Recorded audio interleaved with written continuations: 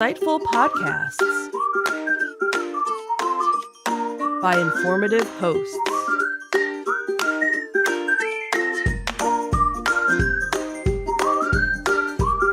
Insights into Things, a podcast network.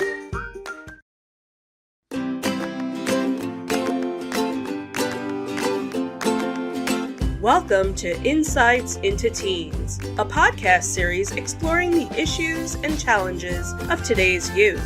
Your hosts are Joseph and Madison Whalen, a father and daughter team making their way through the challenges of the teenage years.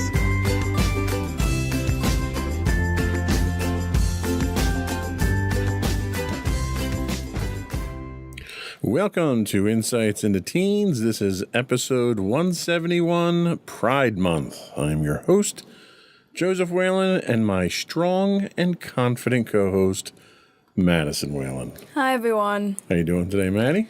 I'm doing all right. How about you? I'm doing okay. Now that we've finally got everything up and running, I think I've gone through 4 changes since we redid the studio here and various technical issues, but hopefully, fingers crossed, knock on fake wood, I think we're okay. Yeah. So this week we are talking about Pride Month, and I'll let you do the intro for Pride Month. So June is Pride Month, and across the world there are celebrations and commemorations to recognize all who identify as LGBTQ and their allies. While the rainbows and glitter may catch your eye, at the heart of Pride Month is a call for greater unity, visibility, and equality for the LGBTQ community, as well as a time to reflect on the milestones of the past 50 years. Today, we're going to answer some of the biggest questions about Pride Month, including why it's celebrated in June and how the rainbow flag came to be a universal symbol of solidarity. Awesome. Before we do that, though, I do want to take a moment to invite our listening and viewing audience to subscribe to the podcast. You can find our podcast pretty much anywhere you can get podcasts now. We're on Apple, Spotify, Google, and so forth. You can find audio versions of this podcast listed as Insights into Teens, but you can also find audio and video of this podcast and all the network's podcasts if you do a search for Insights into Things. I would also invite you to write in and give us your feedback. Tell us how we're doing. We're always looking for show topics. You can email us at comments@insightsintothings.com. You can find us on Twitter at insights_things. Or you can find links to all that and more on our official website at www.insightsintothings.com. Are we ready? Sure. Here we go.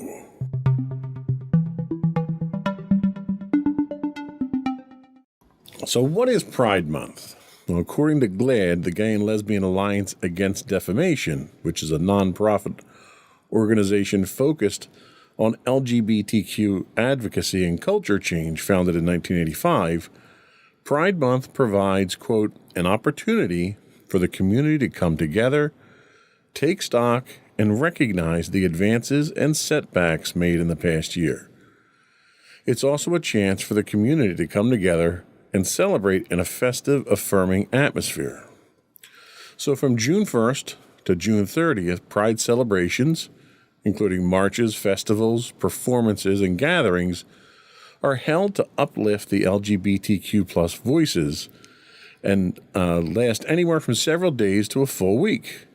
Pride Month celebrates LGBTQ culture, achievements, and activism through its series of organized activities and events. Through these efforts, the LGBT community and its allies also aim to increase awareness for ongoing issues of inequality, as well as commemorate the lives lost to hate crimes and the AIDS crisis. So why is Pride associated with the LGBT community? This is actually a question that I had thrown in that wasn't in your original notes, because I always wonder, why is it Pride? Why do they associate Pride with it? Because Pride can mean a lot of different things. Yeah. The terms Pride parades, Pride marches, Pride events, and Pride festivals are commonly used to talk about demonstrations for the legal rights of the LGBTQ community, and to refer to events that celebrate the rights of the LGBTQ community. Since there has been so much discrimination toward the community, the terms gay pride and LGBTQ pride are used by the people belonging to the community to promote their self-affirmation and dignity in order to end discrimination. So in short, the community takes pride in celebrating their identity and social diversity. And when I read that, it clicked and it totally made sense to me. So what else do we have? So why exactly does it take place in June? Pride Month is observed in June to honor the anniversary of the Stonewall Uprising, a touchstone event in LGBTQ history. In the late 1600s, being openly gay was... not 1600s. 1960s. Sorry. 1600s, I'm sure it wasn't particularly helpful either. Sorry. In the late 1960s, being openly gay was largely prohibited in most places. New York, in particular, had a rule that the simple presence of someone gay or genderqueer counted as disorderly conduct, effectively outlawing gay bars. On June 28, 1969, patrons of the Stonewall Inn, a popular bar with a diverse LGBTQ clientele, stood their ground after police raided the establishment. The resulting clash led to days of riots and protests known as the Stonewall Uprising.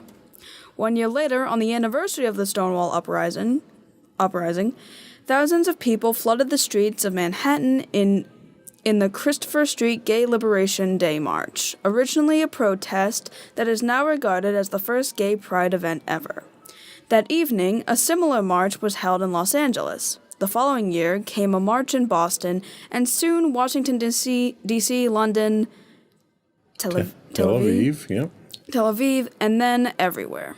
So I think it's important for us to take a moment to kind of reflect on why we're doing this as a topic. Can you explain that to the audience? So recently, this topic had been coming up in my life personally because I had been questioning my identity. And eventually I ended up kind of discovering that in myself, and it was something that I felt could be talked about on the podcast because a lot of other people my age are experiencing similar feelings that I have. So as with most of what we do here, our intention is to educate people. It's to, in this case, certainly to bring awareness. But it's also to kind of show appreciation for people who are oppressed, who are discriminated against. We all had the pleasure of attending a Pride event that we'll show some video of later in the show. And what struck me, because I'm new to the entire community itself for the most part, and what struck me was acceptance and support. The community itself looks out for each other.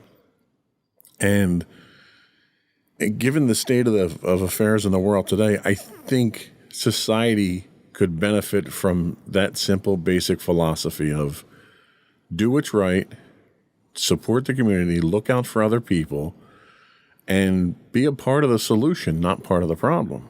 Yeah.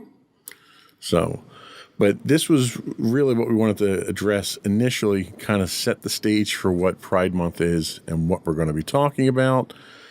I think we'll take a quick break. We'll come back, and then we'll talk a little bit about the history of Pride Month and dig a little bit deeper. We'll be right back.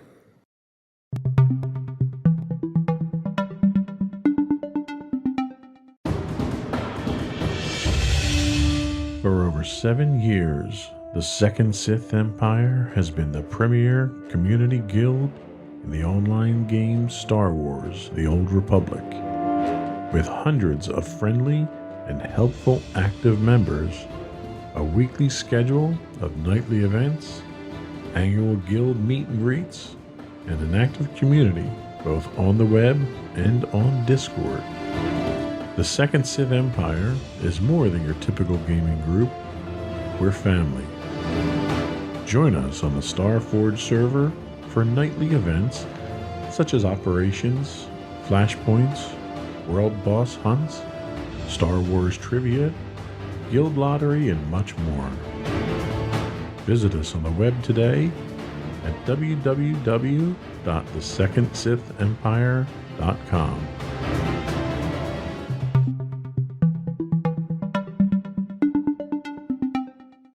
Welcome back to Insights into Teens. Today we're talking about Pride Month.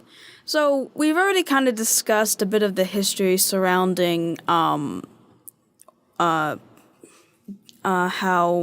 gays have been discriminated against. So how exactly did Pride Month begin? Pride Month had humble beginnings. It initially began as Gay Pride Day, observed annually on the last Sunday in June. As awareness increased, more activities and events were planned throughout the month, and eventually it evolved into a month-long observation, aptly named Pride Month. In 1999, President Bill Clinton officially declared June as Gay and Lesbian Pride Month, setting aside the month as a time to recognize the LGBTQ community's achievements and support the community. So what is its symbol? The rainbow flag is universally recognized as the symbol of the LGBTQ pride movement. It was created by a renowned San Francisco activist named Gilbert Baker. According to Baker, the rainbow of humanity, as he refers to it, is intended to symbolize all genders and races, which, that's inclusivity at its core right there. Each of the 6 colors of the rainbow flag represents a different aspect of the LGBTQ movement. There's life, healing, sunlight, nature, serenity, and spirit. In 2017, Philadelphia added a black and a brown stripe to their flag to symbolically represent the LGBTQ people of color who have often felt marginalized from their own community. It's also worth noting that at this year's Pride Parade in Philadelphia, they had the world's largest pride flag this year, which I thought was pretty impressive. Yeah. Today, many organizations have adopted the flag, also adding the colors of the transgender pride flag, which are baby blue and light pink. So, knowing what we know now of the history of the movement, what are your thoughts on where it is now, how far it's come, and has it come far enough? Does it need to go further? Okay, so I would definitely say that we're doing a lot better than how it used to be. I would also still say that it's not perfect and that discrimination is still very rampant and we still have a long ways to go. At least for now, currently in the U.S., gay marriage has been legal since 2015. For the most part, gay parents can have kids, and, I would definitely say it's not as bad as it used to be. Like, it's more commonly accepted now. It's not one of the more hush-hush topics, even though some people today still want it to be. And, there's still hate crimes going on, obviously, but I do think that so far it's getting better, but also for some reason it's also getting worse, because especially in the U.S., a lot of anti-trans legislation has been coming out recently that just makes me feel really bad for any trans kids or adults out there, because, just all the stuff that's happening is kind of just crazy, and it's sad to see us taking steps back, but considering where we are now, I definitely think it's better than how it used to be. Yeah, and I would tend to agree that, we look back at when the event started with, Stonewall riots and how far the community's come, and it's come a massive amount since then. I think the thing that concerns me most is the steps backwards that we're taking. These aren't steps that are insignificant stumbling blocks. These are steps that are fueled by ignorance and hatred, and these are steps that are being pushed by prominent politicians and people who have a significant say on which way the law goes. It's one thing, and at no point in time are hate crimes acceptable, but it's one thing to have some redneck hick who, smashes your windows or calls you a slur be a step backwards. It's another thing, and no offense to redneck hicks out there, I'm sure they're fine people too, but, it's a whole different matter when you have a potential, well, not potential, it's a presidential nominee who has no problem getting up in front of the national and the world press and making statements that are demeaning and dangerous and incite that violence. Or members who are politicians in power now who are trying to advance their own political careers by putting a stake in the ground against liberal views of LGBTQ opponents of his. And when you have people that are changing the law, not because there's anything wrong with the law or because it makes society better or it makes anything safer, they're changing the law entirely for political purposes to advance their own careers.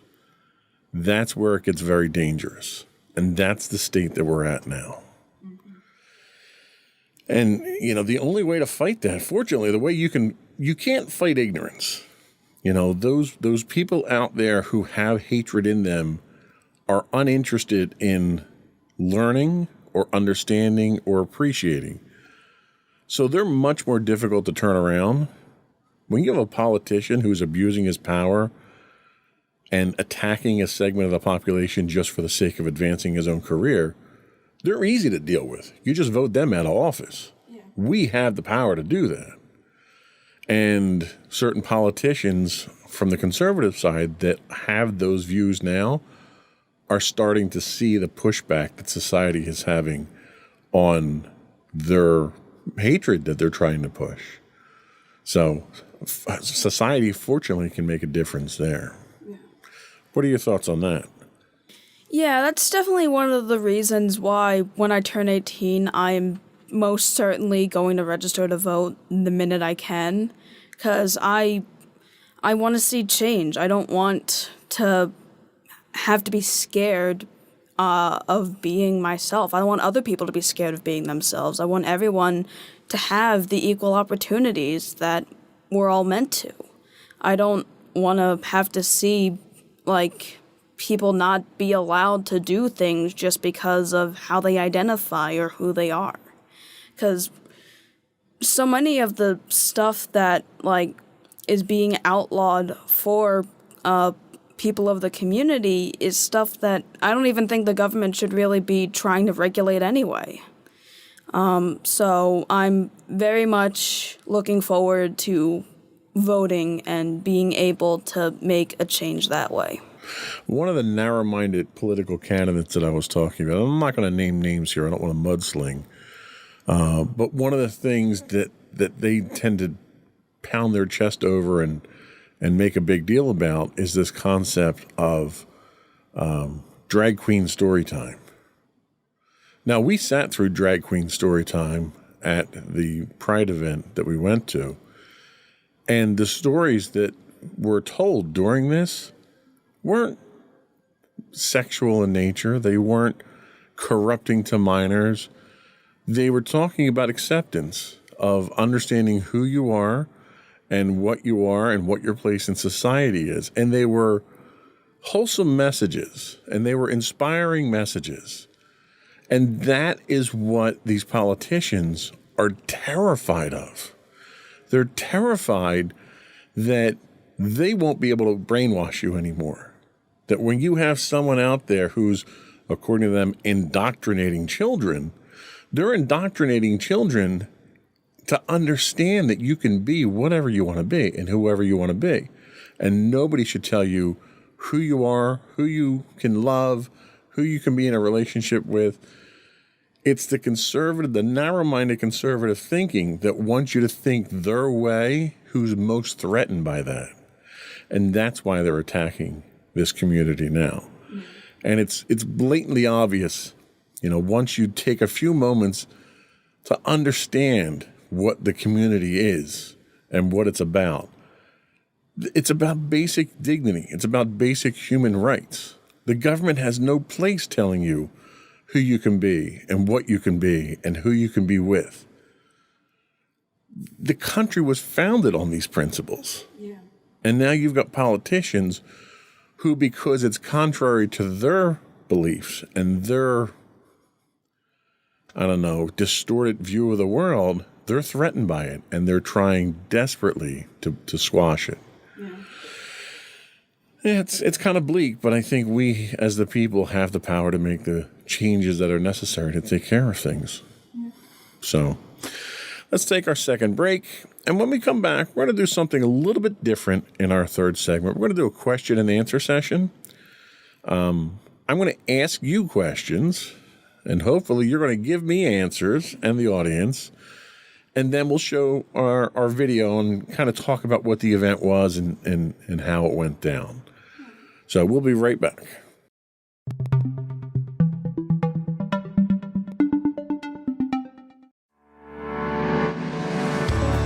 Insights into Entertainment, a podcast series taking a deeper look into entertainment and media. Our husband and wife team of pop culture fanatics are exploring all things from music and movies to television and fandom. We'll look at the interesting and obscure entertainment news of the week.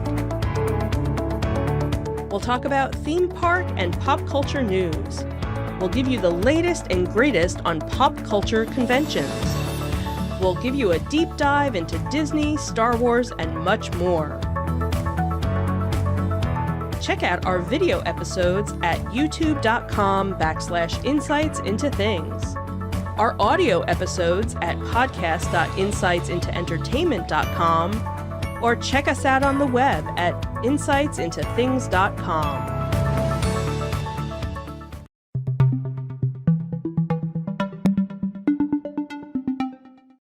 Welcome back to Insights into Teens. Today we are talking about Pride Month, and we're going to do a little Define it more than how I was originally doing it.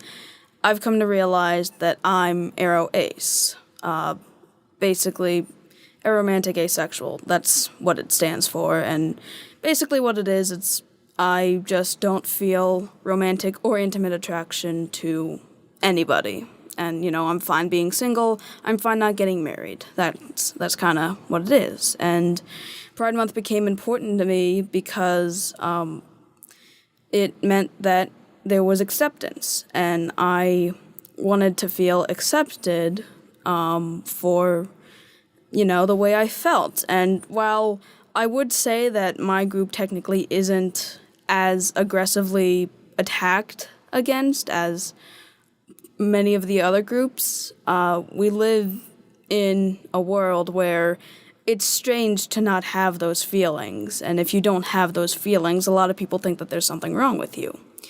And that's kind of why I like Pride Month, because it validates the fact that no, nothing's wrong with you. Everything is fine. You're normal. You're fine. It's, okay to have those feelings.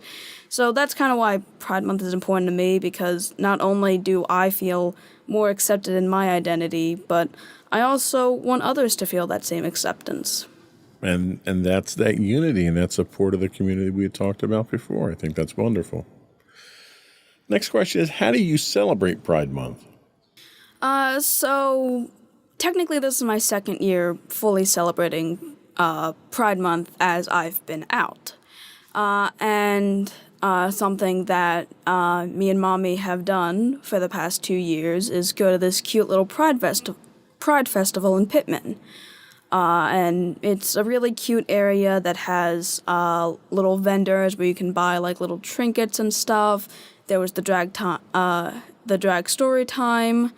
And there's like all these various little events that just basically is kind of just, showing your pride and so forth. And this past month, technically, you ended up going with us, and I brought two of my friends who were there to support me, and we pretty much just had a really fun time with it. Okay. Now, you obviously have your own personal reasons why you celebrate it. Do you celebrate it for anyone else in particular? I do like to celebrate it for my other friends, because I do have friends who are also part of the community. And I like to, the idea of celebrating it for them and with them, because, I want them to feel accepted like I have, and, I kind of just like the fact that we can all just be in an accepting area. What do you hope to get from Pride Month? Obviously, acceptance and support, but is there something else that you hope will come from celebrating Pride Month? Well, other than the acceptance, I hope that this would also open up other people's eyes. I hope it's an event that can allow other people to also understand it, because there's still plenty of other people who don't really get it or don't support it and think it's evil or something. And I kind of hope that, eventually if people can start to see the accepting environment of it, maybe they'll start to kind of think about it differently and maybe become more accepting. Now, what do you hope other people in the community get from it as well? Is this a situation where, because of it being such a supporting group, that people who may not have been comfortable expressing who they were, is this a safe environment for them to come out in and to find the support and help that they need to really be who they are? Absolutely. And, if someone isn't comfortable with coming out, then hey, it's fine. But I definitely think that for people who are either questioning it or know what they are but don't feel like they're in an environment where they can be out and proud about it, I definitely think Pride Month is a very accepting place where you can just feel safe, whether it be like you aren't comfortable with saying anything or you want to say something but feel like you can't. I feel it's really just something where everybody can kind of just feel safe, and it's something that if you come from anywhere where you think it would be dangerous for you to say anything, it's at least showing you that people do and will accept you. What about people like me, for instance, who aren't part of the community? I colloquially refer to it as being a member of the rainbow. If I'm not part of that community, but I want to support the people who are, because it's the right thing to do, is Pride Month something that I should be involved with? And if so, how? What's the best way to get involved with it? What's the best way to kind of show that level of support for people that we love and we want to take care of? Well, I definitely think that Pride Month is getting involved in some way in Pride Month is definitely a good way to show that even if you're not part of the community, you're willing to accept people who are part of the community, as well as to show love for any members of your family who are part of the community. And really, I think one of the best ways you can do that is taking them to Pride events or getting them something Pride-based. Or just, following them and allowing them to go to these events. I'm not saying you have to get completely involved in every single facet of it, but I'd say that as long as you show at least some support for it, or at least allow or your kids or any of your family members to go to these events or even go with them, I think that's a pretty good sign of support. So what can somebody who is, like me, an ally of the community, how can we help? Is it a matter of getting the word out? Is it a matter of participating in events? What is it that an ally can do that can actually help the community? Well, there's plenty of LGBTQ foundations and charities that if any ally is able to be aware of, can donate to help just the community and especially the youths. And, going to these events and taking place in some of the activities can also greatly show your support. And also standing up for people who will go and, say mean things to any of the other members. Just being somebody who's willing to stand up against injustice is, I think, a really good way to help out. So there's obviously people out there who are anti-LGBTQ. And in fact, when we show you the video, stick around to the end because there's really a pitiful protest of people based on the signage they have, really hypocrites, but we'll talk about that when we get to the video. But there's a community, there's a large segment of the population out there who are against the LGBTQ community. What's the most important message someone who doesn't celebrate or support Pride Month or the community, what's the most important message that they need to hear that maybe might not bring them around to be allies, but at least maybe bring them to the point of acceptance and allowing people to be themselves? What do they need to hear? Well, probably that there's nothing wrong with the community. It's not something that's unnatural or against anything. It's really just something that happened, and there's nothing wrong with it. There's, no crime in it. There's there's really nothing bad that goes on with it. When you take it to, the most basic level. There's also the facet that the whole point of Pride is just for acceptance. And that it's not this whole, evil thing of indoctrinating kids or, making them think certain things or, just trying to... It's none of that. It's really just about acceptance. It's just about understanding. And it's just... It has kind messages, and it's something that a lot of people, I feel, could benefit to hear from. And even if somebody is against the community and... for whatever reason, I think the important thing for them to hear is that it's normal and it's fine if it happens. And also, the whole point of the events isn't to shove it in your kid's face. It's just to express acceptance and unity among everybody. Okay, I can't argue with that. I think that's a great message to get out to everyone. So we're going to take a couple minutes. We're going to run the video here, but for our listening audience, I want you to kind of walk us through what we're seeing on the video and just kind of give us a play-by-play of the video itself so that the folks who are just on audio don't feel left out. Inclusion, see? Yep. Here we go. Okay, so basically the event that we went to, it's kind of this cute little thing that I believe occurred outside of a Baptist church. Yes, it was Baptist church.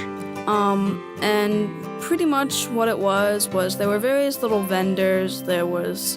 So we had some face painting there, right? Yeah, there was some face painting. You had some community leaders that were doing announcements. You had some people that were telling stories and doing some music. And then there were little vendors where you could buy little trinkets and so forth. And rainbow donuts, which we got, which yeah. I didn't get a chance to eat any. Were they any good? Yes, they were good. Okay. And there was also this one little area where you could blow bubbles, which me and my friends ended up going towards. So basically a lot of it was kind of in a parking lot, and there were these vendors set up in the different parking spaces. There were various different vendors. A lot of local businesses out there to show their support for the community. Yep. You had some people that were, just soliciting and selling different things that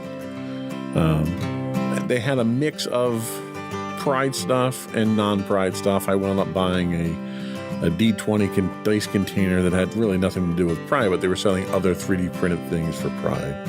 Yeah, in like the main area, there was something set up for the drag story time that you ended up attending, which was hilarious. Oh, I was laughing the whole time. They did a very good job. But yeah, a lot of people that were there. Actually, I bumped into somebody from work who was there as well. But unfortunately, the one thing that we did have was we had protesters that showed up later in the day, and they were. And I'm going to get hate mail for saying this, but they were religious fanatics.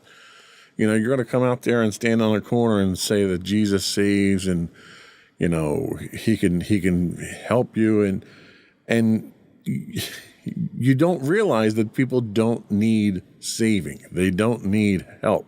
They don't need a religious experience from it. And I see these people out there who are protesting a Pride event that's happening at a Baptist church, and I can't help but think to myself, okay, so you're going to complain about drag queen story time. Were you protesting outside the Catholic churches when all of the children that the Catholic priests, assaulted came out and came to light? Were you out there protesting that as well? Because you can't pick and choose your morals. You either are moral or you're not. If it's your team that's not playing by the rules, then you gotta call them on the carpet too. Yeah. So I mean, it really was. If you have a chance to watch the video, it was like 3 people standing on a street corner with a banner. It was a pretty pitiful turnout for a protest. Mm-hmm. It was peaceful. I will give them credit for that. They didn't really become obnoxious or anything. Yeah. There was a significant police presence at the Pride event as well, who were participating in the event, which I thought was fantastic. Yeah. It was a really good show, too. There was a lot of people there, a good showing of people that showed up, at least in my opinion. It was the first one I had ever been to. I didn't know if it was any different from last year. I mean, from last year, they had a couple more vendors in the parking lot because, there was a much more open area there where, cornhole was being played. I remember there being a couple vendors there where we ended up getting you your Death Star cutting board, I think it was. Right. But overall, I definitely think there was a large congregation of people. The amount was about the same from what I remember it being last year. Well, and you had a chance to actually, because where it's located in this little town of Pittman, it's on their main street, Broadway. And Broadway's lined with shops and little stores and stuff like that. And it's kind of like a little Main Street USA feel to it. So you had a chance to actually walk some of those storefronts. And you kind of saw a mix of support and people who closed their businesses in protest as well. Talk a little bit about that. Yeah, so I didn't really take too much notice to the people closing, but I do have a instance of that last year. But what ended up happening was I went with my friends and some of their guardians, and we were walking down Pittman, and there were plenty of pride flags. It was actually this one that was this entire balcony was decorated with different pride flags with a large general flag, which I thought was kind of cute. And we ended up going to some of the stores. It was this one bakery, I think, where they had a rainbow cheesecake, and they had some pride themed pastries, which I thought was cute. I saw one empty business, but I think that was just because no one was really in there. But last year, me and my mom walked down that same path, and we saw that somebody had this one sign up. It was at a closed store, and it was basically somebody who closed their store that day in protest because of Pride and the event that was going on that day. Well, and you know what I say, they're entitled to their opinion. Everyone's entitled to their opinion, even if they're wrong. And if it's more important for them to lose business than to be open during something like that where there's no obligation on their part to actually show support, that's their business decision to make. Yeah. If you want to make stupid business decisions, we're not going to stop you. So all in all, what do you think? Was Pride Month, was the Pride event itself successful in your eyes? I would say so, even though we technically didn't have any protesters last year. It's always better when we have protesters. I don't know. We were able to pretty much pay them no mind, really, because, again, they weren't bothering us. We didn't bother them, really. Right.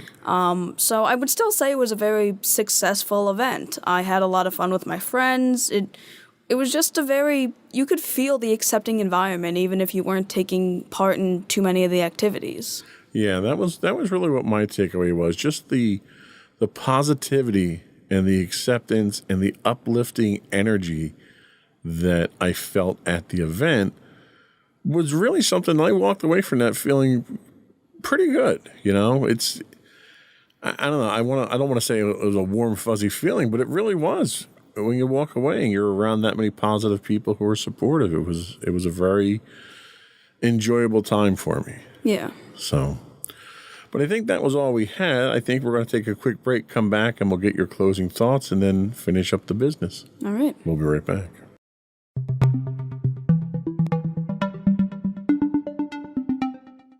Okay, so to everyone out there, first of all, happy Pride. And I just want to, reiterate that Pride is really just about acceptance and equality and trying to achieve that for people that are still marginalized to this day. We've come a long way from how it used to be, but it could certainly be a lot better.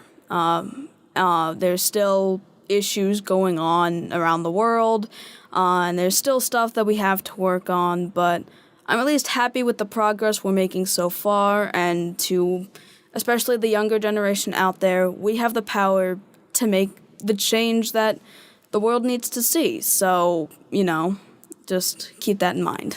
Awesome. I think that was very well put. Good way to end on a positive note.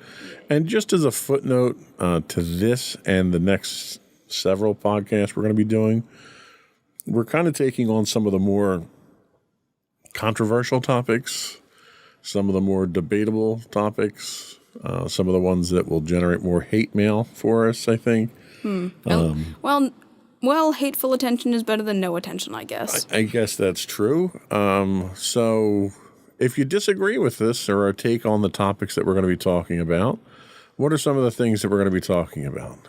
Well, we're talking about this. We're talking about the definition of woke and that whole thing. We're going to be talking about cancel culture, fighting in school, as well as more about therapy. Yep. There's a lot of things that we've kind of held off talking about until you've kind of reached a certain age. And I know we try to do a podcast for all teen age ranges. So just an FYI to our listening audience out there, the next couple of topics in the series, from 171 to 179 or so, we're going to be talking about some of the more heavy-hitting topics here. So for parents who listen to this with their kids, just be aware of that. And if it's stuff that's a little too hard-hitting for you, we apologize, and we'll be coming back with some of our less heavy topics afterwards. But before we do go, I want to once again encourage you to subscribe to the podcast. You can find audio versions of this podcast listed as Insights into Teens. Video and audio of all the network's podcasts can be found listed as Insights into Things. We're on Apple, Spotify, Google, wherever you do get our podcast from.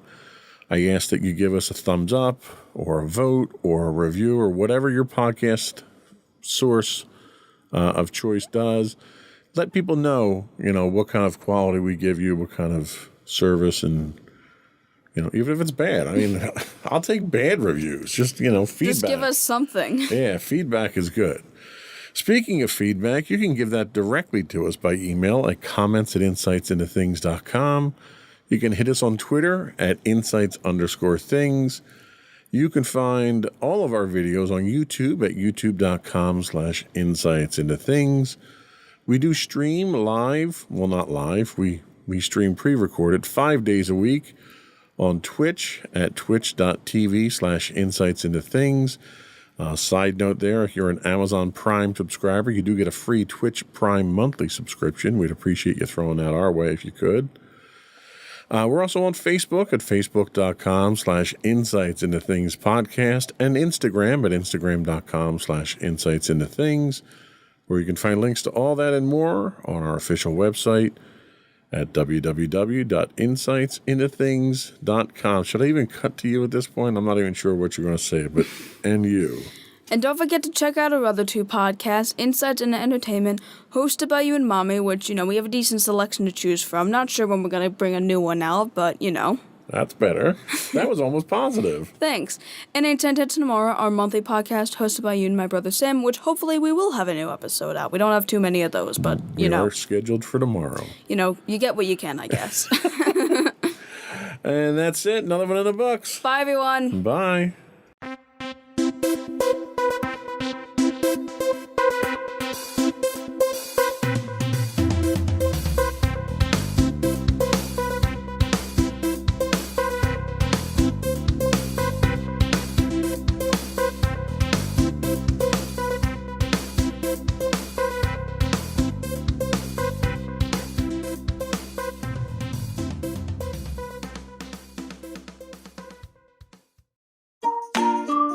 Insightful podcasts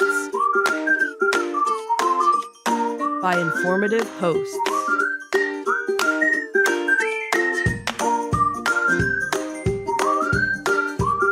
Insights into Things, a podcast network.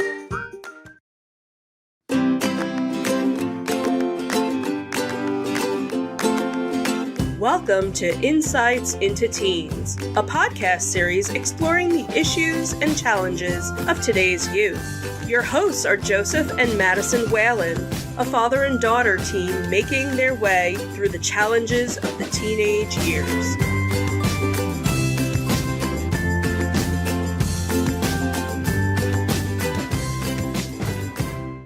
Welcome to Insights into Teens. This is episode 170, Perspectives on Parenting, Top Challenges. Yeah, pretty much, I guess. I don't know. Top challenges? That's what it's called. No, it's nurturing. Fine, okay. I think we didn't get the right notes there.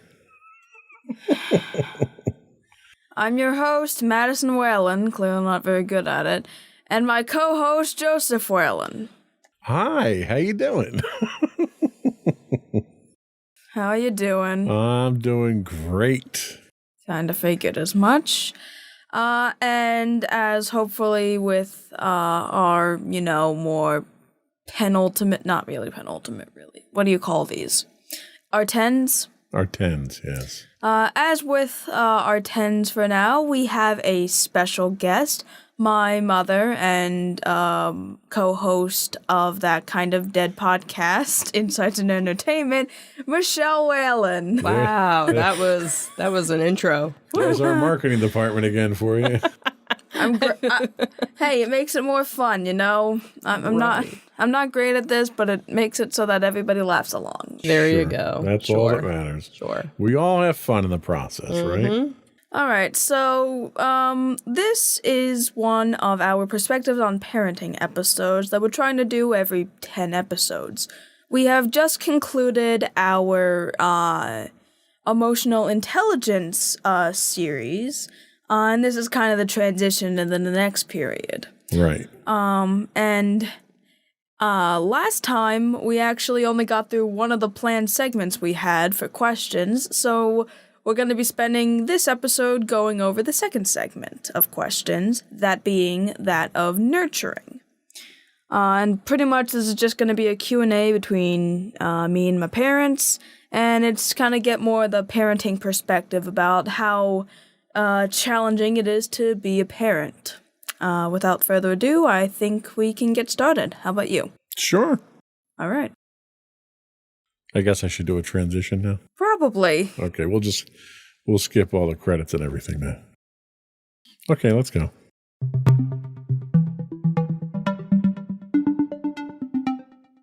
All right, so our starting questions relate to showing kids that you love them, because that's a part of nurturing your kids. Because we're legally required to love you. No, we're not. I don't think that's actually part of it. We just happen to do it, so. Yeah, you know. So the first question we have, which I guess can go out to either of you, because I haven't, pre-said, like, oh, which one's going to which. So anyone can answer this, really. How much or often do you feel you express how much you care about me? I would say probably daily, hourly. Depends on the mood. Fair enough. Depends if you're being a pain. No, even Daddy and I are very fortunate with you. You really are, not to toot your own horn, but you're a very exceptional kid, and so it's very easy to love you, even when we're upset with you. We still love you. That's nice. It's nice to know. And to Mommy's point, I think one of the things that you discover is that each of us shows, we express it differently, right? Mommy expresses it every day by making sure you get to the school bus, and by making sure that there's food on the table, and by making sure that your lunch is packed and all that stuff. Mommy does it numerous times throughout the day. Not so much with me, but I pack your lunch too. She still packs your lunch. No, I mean, I'm not the one. Okay. I don't express it as often as Gotcha. you do like that. But generally, when I do it, it's not the accumulation of little things. It's the more deliberate things. Quality, not the quantity. Exactly. That makes sense. All right, the next question we have here is, what ways do you feel that you express your love for me? Which, I guess kind of follows the previous question. How about you? Go first. You being me? Yes. Okay, I'll go first.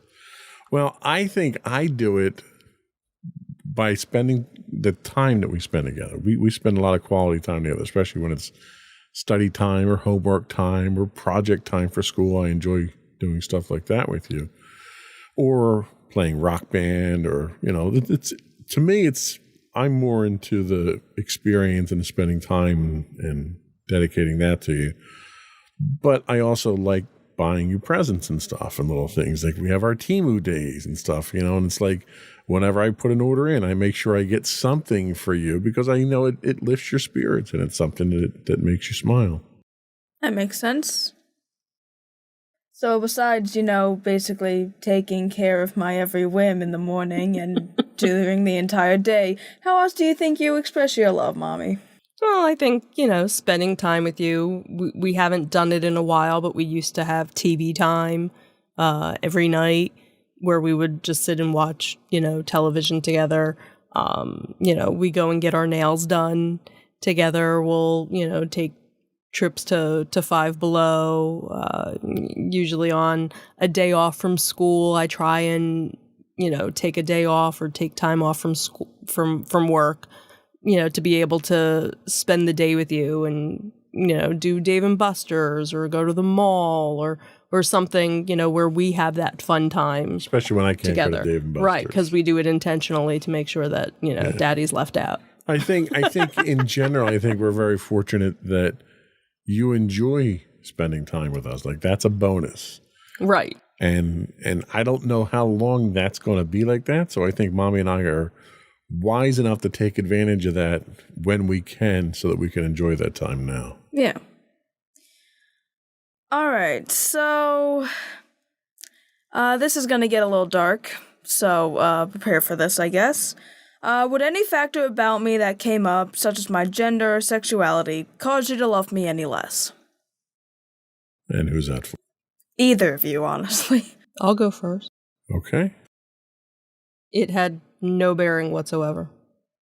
Like, ever.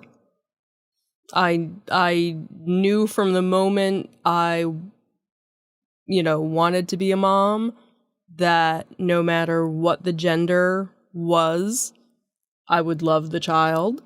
No matter what, as long as the child didn't grow up to be a sociopath, I would always, love that child no matter what, unconditionally. And I think with the changes you've gone through with different things throughout, your lifetime so far, there's never been a moment that I haven't been supportive of you. And that's one of those things that I can't wrap my head around for parents that would disown their child because of their, sexuality or their gender identity or anything like that, where parents just, or even religion, where kids decide that they want to practice a different religion and, they just totally become disowned. And I just, as a parent, I don't understand how you can just turn that off. If it's something where you committed a crime, you committed murder, or you did something heinous, that I could totally understand as a parent walking away from. But something because you choose who you are, why wouldn't I love you? Yeah, I think that's a very good answer. Thank you. Daddy? And I would agree. And there was never a point in time with any of those circumstances that would have caused me not to love you. I think if anything, it's caused anxiety on my part, because sometimes it's things that I don't understand and I try to understand it, or it's things that are so profoundly outside my control that my natural instinct to try to protect you is compromised at times. So if there's any issues that I have, it's more issues with me and my own ability to cope with things than it is with you on any level. All right. And Good. for the record, I'd help you bury the body. just so you know. All right. Good answers from on both parts. I appreciate both, for different reasons. Next question we have is, are there times that you have to limit my actions just because you wanted to protect me? I guess we can go on you. I asked for that one, didn't I? Yes, all the time. And I do it, and I'll be the first one to admit that I do it discriminatingly and probably unfairly. For the longest time when you were growing up, I had the biggest fear of how boys were going to react to you. I know boys, and I know what they're capable of. I know how they think, and it terrifies me to have boys around my little girl. So, yeah, I probably said things. I probably did things that were in the spirit of protecting you that were probably overbearing. I'll admit to that, and I'm not apologizing for that. My job is to protect you, and I protect you the best way that I know how. That's fair. Mommy, how about you? Well, I think, and we had this conversation not that long ago where, I had said I didn't feel that I was a helicopter parent, but I felt I had to be a helicopter parent because of Daddy, because of the way Daddy felt about certain things, and where I felt okay about certain situations, Daddy didn't. So to make him happy, I became the partial helicopter parent to watch over and make sure things were fine, where I think if I hadn't done that, things still would have been fine. I don't think you were ever in any situation that could have or would have gone, in a bad situation. But because, of the way daddy being much more overbearing in certain respects, I had to, he wanted to be the overbearing one, but I had to be the one to do the actions. He was management. When in doubt, blame my dad. Yep, pretty much. That's usually a good tactic. Yeah, all right. Next up, we have there been any rifts in our relationship due to anything you might have done that you believed was in my best interest, but I didn't agree with? I'll take that one first. All right. The only thing that immediately pops to mind is how I reacted when you revealed that you were aromantic.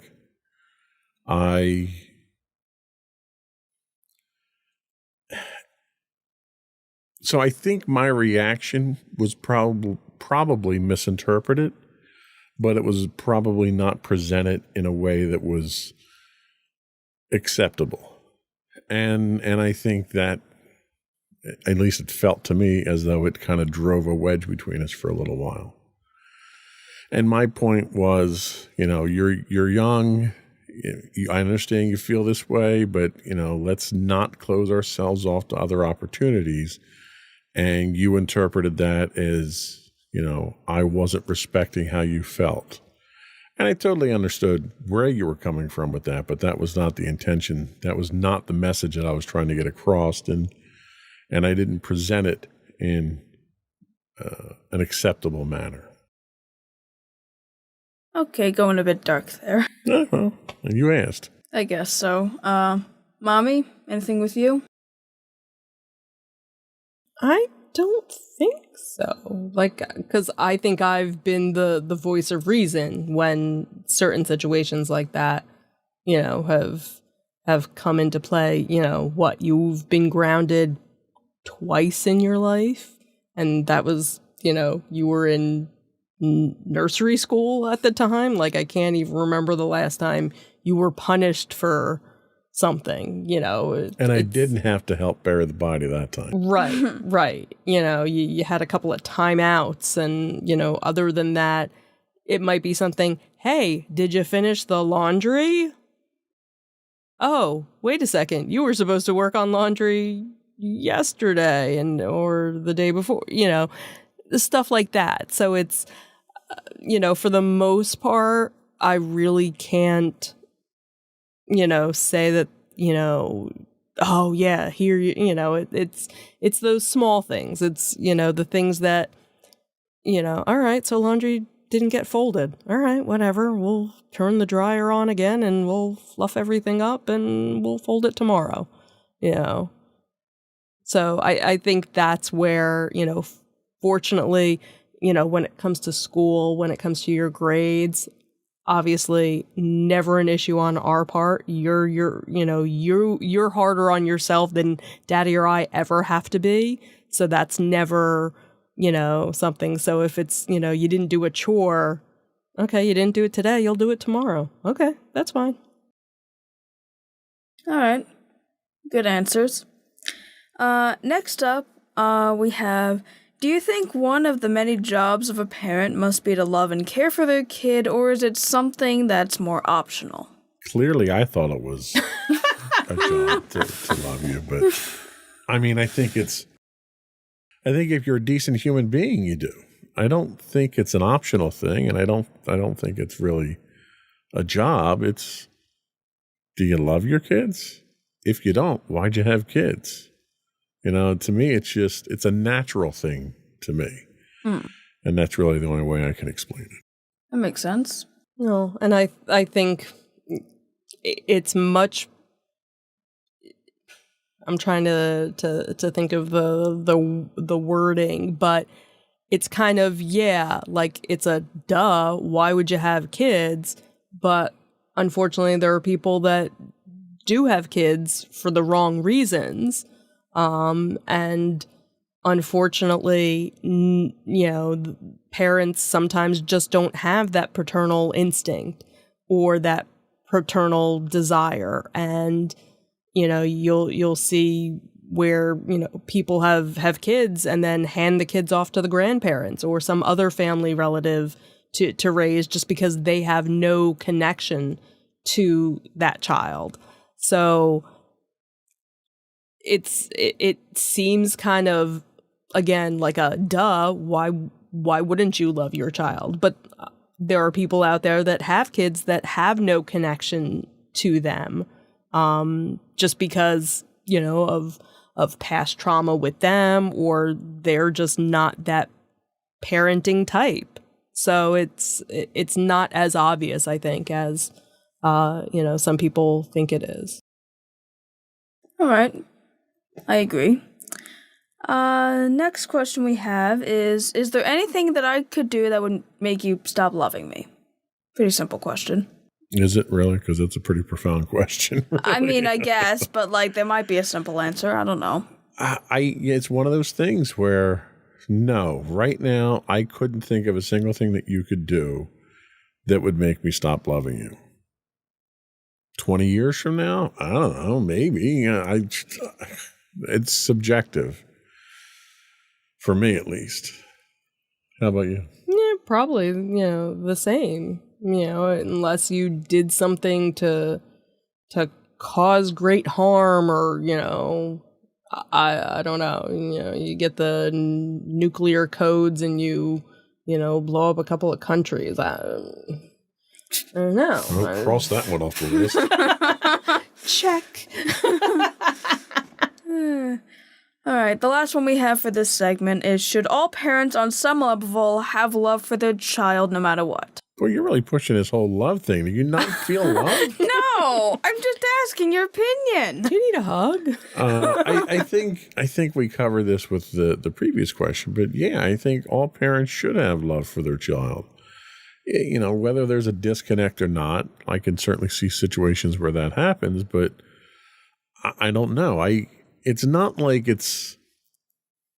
you're not a pet, right? It's not a love that's developed. To me, it's a genetic type thing. Like the love that I have for my kids is unlike the love that I have for anything else in the world. And I can't fathom not loving my kids. You know, Sam and I had gone through some rough patches a few years back, but I didn't stop loving him through that. And I don't know, I have a very difficult time wrapping my head around the concept of not loving your kids. Like, it's just, to me, it's always been there. So. All right, so that was the end of our first segment. We'll take a quick break, and when we come back, we'll talk about spending quality family time together. Ooh, quality time. We'll be right back.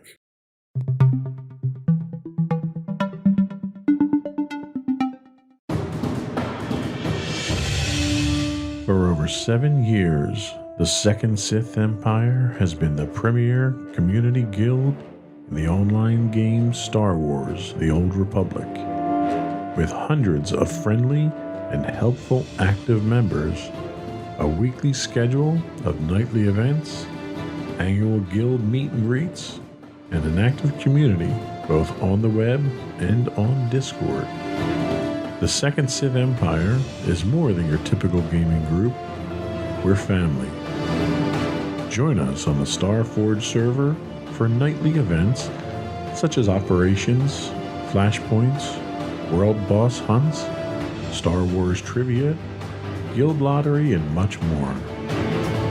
Visit us on the web today at www.thesecondsithempire.com.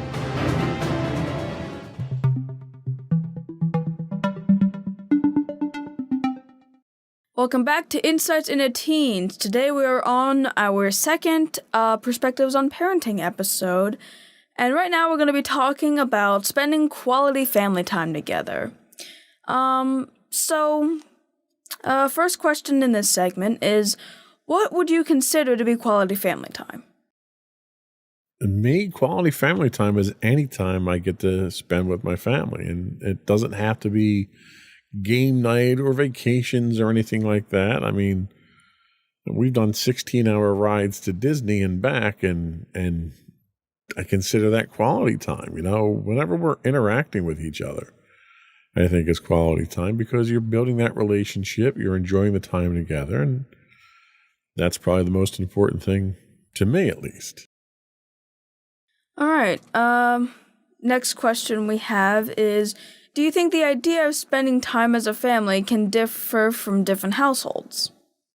Oh, absolutely, because there are, families that, they get together for sporting events, or, their kids are on teams or different, extracurricular activities, and, that's where they spend their time together. Like when you were doing marching band, I was active, with the Band Parent Association so that I could, find out when things were going on and be there to support and help out and do things like that. So there are parents that are active with that with their kids, and there are some that aren't. So, everybody kind of has their own different idea of quality time. One of the things that we're very fortunate is that we all have dinner together pretty much 99% of the time. It's very rare that we don't all sit down together and have dinner. And there are some families that never have dinner together because the parents work, second shift or third shift, and, some are coming and going while, kids are at school.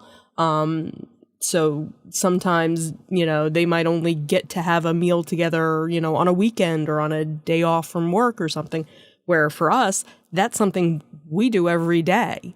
So, and that some people would find that, very fortunate that we do that, and we kind of take it for granted that it's, something kind of easy that we do. Yeah, I definitely would say that. Well, I guess we kind of answered the third one, so we can probably move on from that. So, going along with that question, should every family try to strive to have some sort of quality spent family time together? I would say yes, but I think, again, that's kind of subjective. It works for us. It might not work for everybody. There are families that don't get along with each other. There are families that their schedules don't permit it. So if you try to do something like that, it could overstress a situation. But I mean, speaking just from experience, that's really what I thrive on. That's what energizes me, and that's what, brightens my day. And if I have a rough day at work, I look forward to coming home, to having dinner, to having our talks, and, doing a podcast or whatever it is that we do. That's what, I don't live to work. I work to live, and I live for my family is really, and then that quality time is a representation of that. All right. So I don't really know if I want to phrase the question like how it's written, but let's see. So should parents see quality time with their child as something more like it's okay if they don't do it, if they do it occasionally, it's fine, or should they strive to be doing it? I guess it really depends on the situation, because again, there are some parents that like to be hands-on, that want to be, with their child and spend time with their child and do activities with their kids. And there are other parents that are more standoffish, that, feel uncomfortable, doing that. So it's, it would be nice if every parent spent quality time with their kids, but unfortunately not every parent does. Yeah, I could definitely, understand that, and, how that could be different between everybody. So how do you think our family dynamic would be different if we didn't spend time together? I think it would probably be like the family dynamic that I had at home, because we didn't really spend time together. My dad kind of was never around, so he was, and it wasn't for a number of reasons, one of which was he worked a really odd shift, but that was one of many reasons. But I think it would be like that. And I think that's kind of why I tend to be, I don't know, smothering maybe when it comes to family time and wanting to have my family near me. Like, it sounds silly, but one of the things that that is a pleasant sound for me is if you guys are out doing something and I'm sitting downstairs and I hear the chime of the door.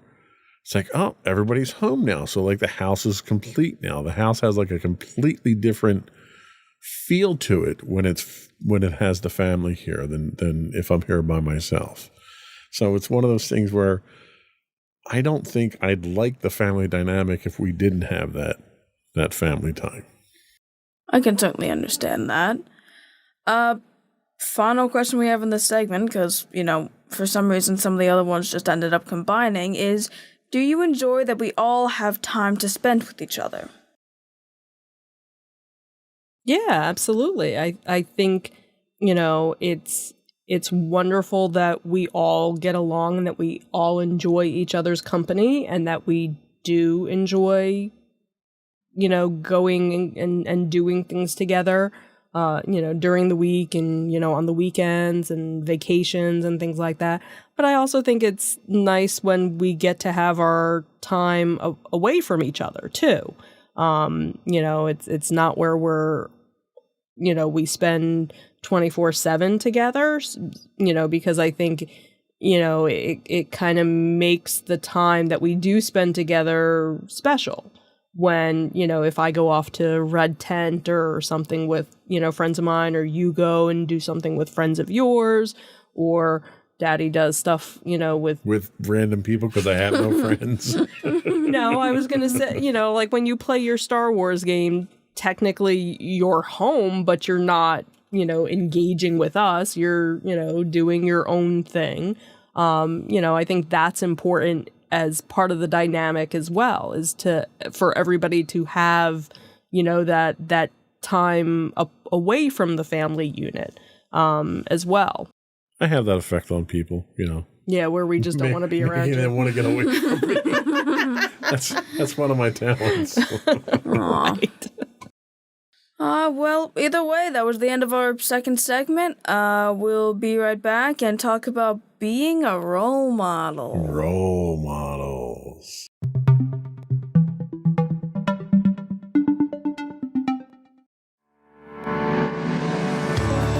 Insights into Entertainment, a podcast series taking a deeper look into entertainment and media. Our husband and wife team of pop culture fanatics are exploring all things from music and movies to television and fandom. We'll look at the interesting and obscure entertainment news of the week. We'll talk about theme park and pop culture news. We'll give you the latest and greatest on pop culture conventions. We'll give you a deep dive into Disney, Star Wars, and much more. Check out our video episodes at youtube.com/insightsintothings. Our audio episodes at podcast.insightsintoentertainment.com, or check us out on the web at insightsintothings.com.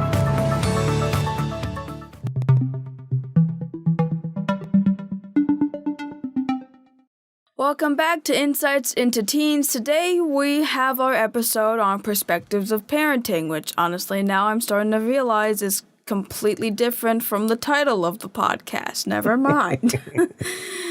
Anyway, now we're going to be asking questions more or less about being a role model. So the first one we have is, do you believe that parents can act as important role models in their kids' lives? Absolutely. I think, I feel bad for kids that don't see their parents as a role model. Because I think, that should kind of be, the kid's number one hero or number one role model, person to look up to. And I know in a lot of cases it's not, unfortunately, because, of just whatever the relationship is, with the child and the parent. That's true. How about this? Could a parent be both a good and bad role model to their kid? Absolutely, and I strive to straddle that fence myself as much as possible. You know what I say? Nobody's useless. You can always serve as a bad example. Seriously, though, yes, parents can and should serve as role models, and parents get to choose what kind of role models they do, because especially at an earlier age, kids tend to look up to their parents just by default and try to emulate them. And whether you exhibit good behavior or you exhibit bad behavior, the kids are going to emulate that. So, for first-time parents, it's really tough to do simple things. Watch your language around your kids, and don't say things that you don't want your kids saying, and don't act a certain way. Don't do things in front of your kids that you don't want your kids doing. And if you're a first-time parent, a lot of people don't realize that right off the bat. So you can corrupt kids pretty quickly like that. So it's very easy to unintentionally be that bad role model, I think. All right. So how do you believe a good role model could affect a child? I think, a good role model would be probably the best example, for a child to strive, to achieve things and just see that, this was a good role model. This is what I want to be like. So I think that's the best kind of role model to be. All right. So how do you think a bad role model parent could affect a kid? Boy, how did that question come to me? I think the problem that you run into with bad role models, even bad role models can have a good effect on kids, all right? I talk about my father a lot. I think my father was a bad role model. He wasn't a particularly good family man. He didn't spend time with us as a family. He treated my mother poorly. He treated us poorly. But by being a bad role model, it made me want to be a better person, a better father, a better husband. And I think if you have enough positive influence in your life to recognize when you have a bad role model, the role model then can serve a positive purpose. But if you don't have that positive influence in your life to be able to tell right from wrong, I think you can wind up repeating the sins of the role model. Some very deep questions we got here, don't we? Deep thoughts. Yep. We already answered this one, kind of. So, is it okay to rely on other sources of role models for your kids? Absolutely, because there are some parents who just don't have the knowledge or the self-confidence to feel like a positive role model. And in that situation, they kind of are a better role model to, show their kids, hey, listen, this is what I did wrong, as a kid or as an adult.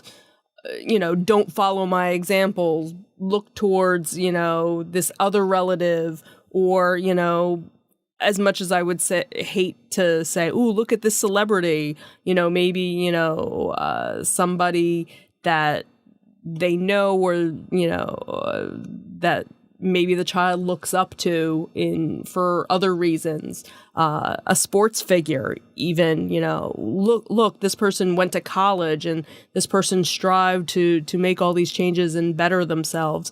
This is who you should be. Don't be like me, where the parent has enough knowledge to realize, hey, you know what? I'm not a good role model. Don't do what I did. Follow, something else. Yeah, and just to follow that up, I agree 100%. I think it's okay to have that alternate role model if the parents aren't up to the role, or even as a supplemental in addition to your parents. But I think you need to have parents or a mentor that's close to you that can help you find a role model that's appropriate. You need that level of guidance, that right from wrong, that character judge. You need someone that can help you find that role model, because unfortunately today's society is so quick to turn to celebrities and inappropriate celebrities as role models just because they're celebrities. And what people tend to find out is once they go down that rabbit hole is that celebrities can be very flawed individuals who probably should not be emulated. Yeah, I can definitely see that. So, even with outside role models, how much do you think the actions of a parent can affect the development of their kids? 100%.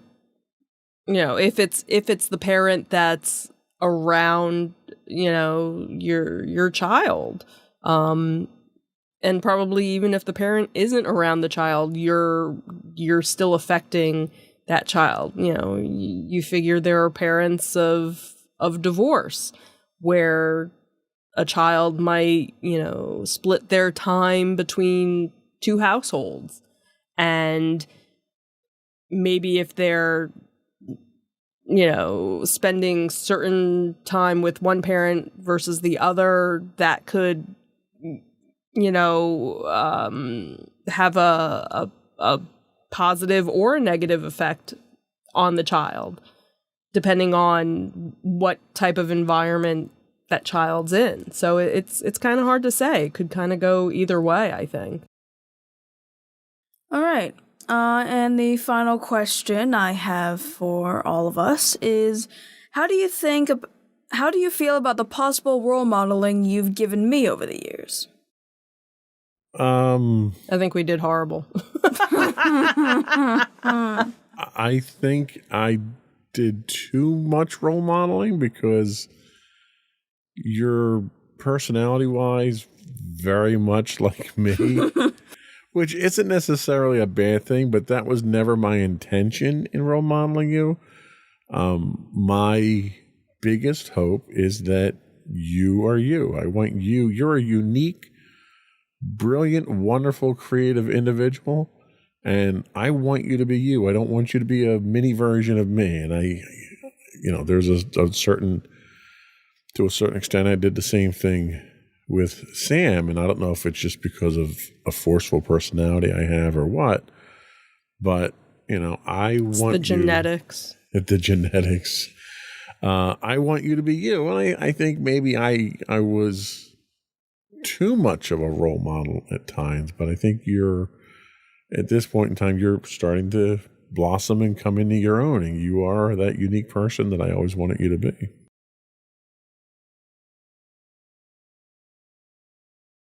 Oh, me? I think there are things that, like Daddy said, I'm very proud of you for being who you are. I look forward to the other changes that you'll be going through the next 2 years of high school and then onto college, hopefully, and where that leads you. Things that I kind of thought how you felt about things, recently finding out that you feel differently kind of surprised me. I don't know if it shocked me, but I kind of felt like I wasn't a good role model in that respect because of the choices that you were making with that. But I support your decisions and, again, would never not love you for it and feel, okay, if that's the way you are, that's the way you are, because that's your decision. You came to that conclusion on your own, and that's how it should be with things like that. So I think, for the 16 and a half years you've been around, I think we've done a pretty darn good job so far. Alrighty. All that, and she's humble too. Mm-hmm. All right, well, that's the end of our awkward, painful discussion. Okay, fine. I'm sorry. I'm not used to hosting, and I don't even have any, good... Oh, my goodness. I was not commenting on your hosting skills. Boy, somebody's sensitive. Aren't Anyway. you glad we have this quality time together? See, Yay, this look is at quality. this quality time. Anyway, Anyway, did we want to do some show plugs? Or did you have closing thoughts? Anything? I could probably do show plugs. All right, how about we do some show plugs here? Because, I didn't do it in the beginning, but even then I don't really agree with this. But anyway, so show plugs. You can find us on Apple Podcasts, Spotify, Google, Stitcher, iHeartRadio, TuneIn, and pretty much anywhere you can get a podcast at this point. You can email us at comments@insightsintothings.com.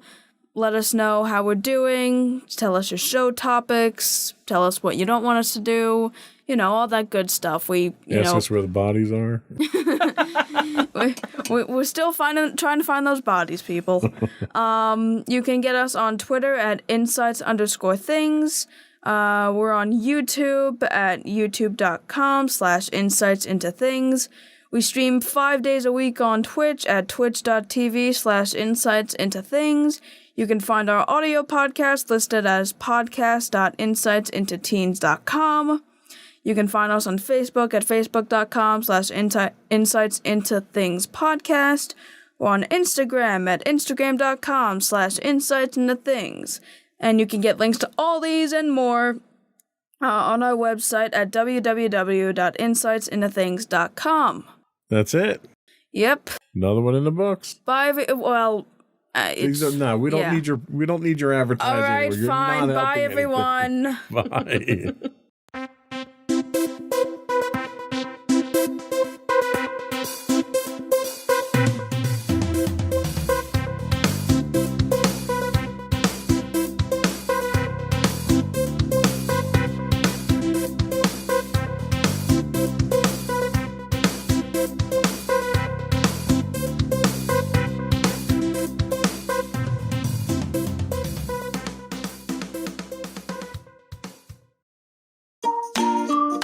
Insightful podcasts by informative hosts.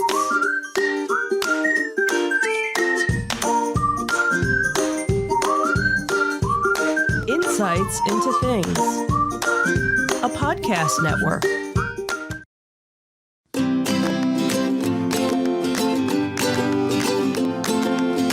Welcome to Insights into Teens, a podcast series exploring the issues and challenges of today's youth. Your hosts are Joseph and Madison Whalen, a father and daughter team making their way through the challenges of the teenage years.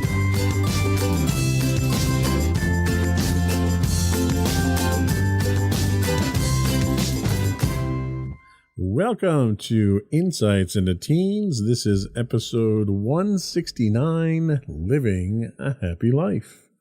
I'm your host, Joseph Whalen, and my happy and healthy co-host, Madison Whalen. Hi, everybody. How are you doing, Maddie? Fine, I guess. How about you? You guess. You always guess. You should know these things by now. Anyway, I'm doing well. We are back in the studio after several weeks of missed opportunities to podcast. We've been having some significant technical difficulties. Yep. We managed to work those out last weekend when we did Insights into Tomorrow, which will be coming out on Monday, as will this podcast. And then this week, actually, they might not be coming out on Monday because we're actually renovating the studio this weekend. Yep. So we've got some new decorations to do. We're going to be redoing the audio tiles in here. We've got some new equipment to put in. We're going to be rearranging the desks a little bit. We're actually going to put a quiet, cool air conditioner in here so we can actually do podcasts, because I think one or two of the podcast days we missed out on was because it was just so hot in the studio I couldn't do it. Yeah. So anyway, if we don't get these out on Monday, I will get them out on Tuesday. But hopefully Monday. We should be all done with the studio by Monday. And we'll get back on that horse. And we got a whole bunch of podcasts lined up. and a lot of good stuff coming at you. But in the meantime, we are talking about living a happy life. We all want to be happy, right? But we sometimes think of happiness as a thing that happens to us, something we have no control over. It's easy to link the idea of happiness with the situation we're in. We might tell ourselves, if only things were different, then I'd be happy. But it's not really how happiness works. Research shows that a small portion of happiness, only about 10%, depends on a person's situation. So where does most of our happiness come from? Well, that's what we're going to talk about on today's episode of Insights into Teens. But before we do that, I'd like to take a moment to invite our listening and viewing audience to subscribe to the podcast. You can find links to all of our podcasts listed as Insights into Things, both audio and video. You can also find just audio versions of this podcast listed as Insights into Teens, pretty much anywhere you can get a podcast these days. I would ask you to give us a thumbs up, give us a vote, give us a review on your favorite podcast application of choice. Let folks know where we are and that, we're doing a good job here. At least I hope we are. You think we're doing a good job? Maybe, sure. I hope so. We got a lot of listeners now. That's good. We're getting about 3,000 downloads a month now, it looks like. Nice. So we're doing pretty good. You can also contact us. You can email us at comments@insightsintothings.com. You can find us on Twitter at insights_things. We do stream 5 days a week on Twitch at twitch.tv/insightsintothings. Or you can go to our official website at www.insightsintothings.com to get links to all of our social media. Are we ready? I guess so. Okay. Sounds almost decisive. I know, right? There we go.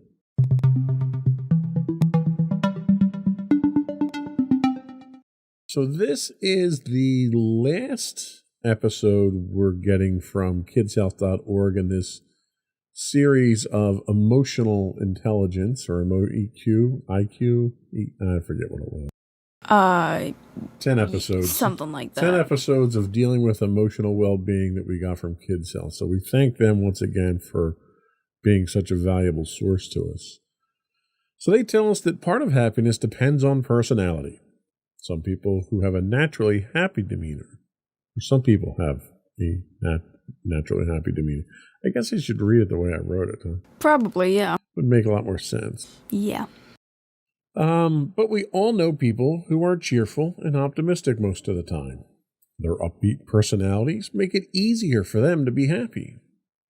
So what does that mean for people who are born with a personality that's on the grumpy side? They might see the faults in people and situations instead of the good. Their mood might be glum more often than it's cheerful. But if they'd like to be happier, and who wouldn't, is it possible to get there? Happiness is up to us. Researchers have found that more than half of happiness depends on things that are actually under our control. That's really good news because it means everyone can be happier. A big part of how happy we are depends on our mindset, the habits we practice, and the way we live each day. By learning the key ingredients of happiness, we can use them to become happier. So why does happiness matter? Happiness is more than a good feeling or a yellow smiley face. It's the feeling of truly enjoying your life and the desire to make the very best of it. Happiness is the secret sauce that can help us be and do our best. Here's what researchers found when they studied happy people. Happy people are more successful. They're better at reaching their goals. They tend to be healthier and live longer as a result. They have better relationships and they learn better. So let me ask you a very basic question. We joked around with before the show how accurate my description of happy and healthy being attributed to you is. Would you consider yourself happy? For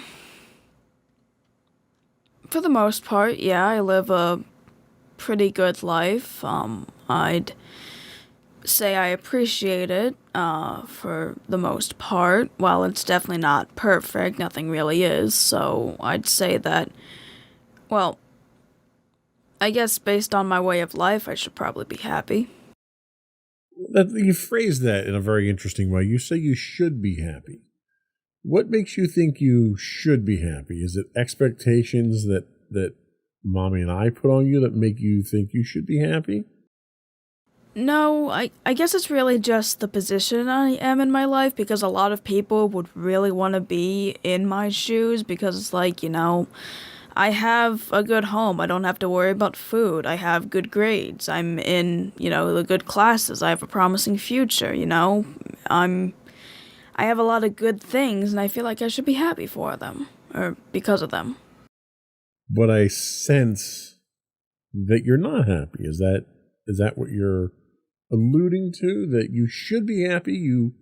You acknowledge where you are, that you should be happy for the things that you have, but you're not. Is that true? I mean, not to the point where I think I should be, I guess. I'm not there's still points where I don't really feel great, and, I feel like I should be feeling great, because it's like, hey, even if you have problems now, you're still way better off than other people. Well, and, there's a certain amount, like they say here, only about 10% of your situation dictates happiness. So if you're not happy, it doesn't necessarily mean that you're not happy with your situation. There's a lot of things that affect our happiness. So it's okay if you're not happy. If there's a reason for you not to be happy, you don't have to feel bad that you aren't happy. There's a lot of different things in my life that make me happy or make me sad. And sometimes I think a good portion of what it is that makes me happy are things that I have to find happiness. After a long week at work, a frustrating week at work, maybe some setbacks, maybe I had some fights. A couple of weeks ago, I had the misfortune of having to lay off one of my employees who had been with me for a long time. And he'd been with me 6 years, 7 years. So he was more than just an employee, he was a friend.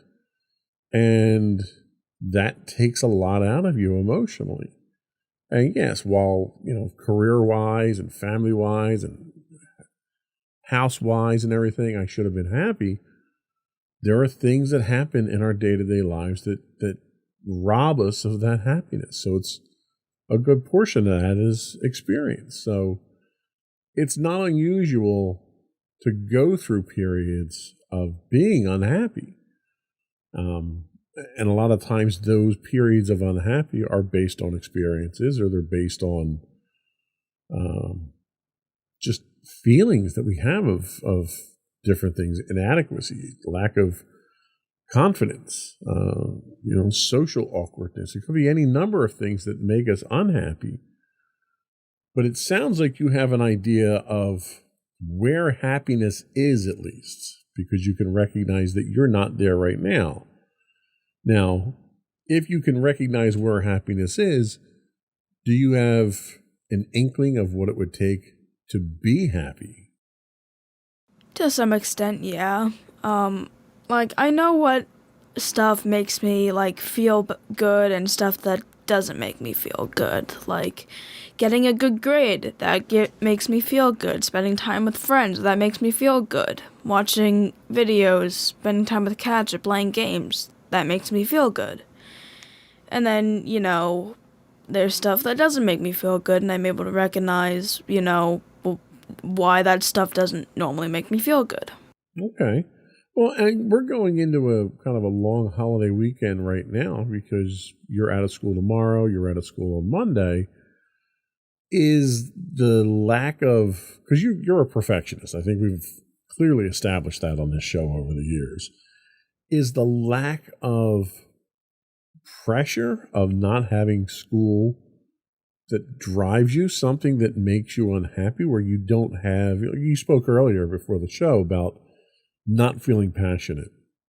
And one of the things that you feel passionate about is when you have that pressure of school, is the prospect of that pressure not being there for the next 4 days or even at the end of the school year.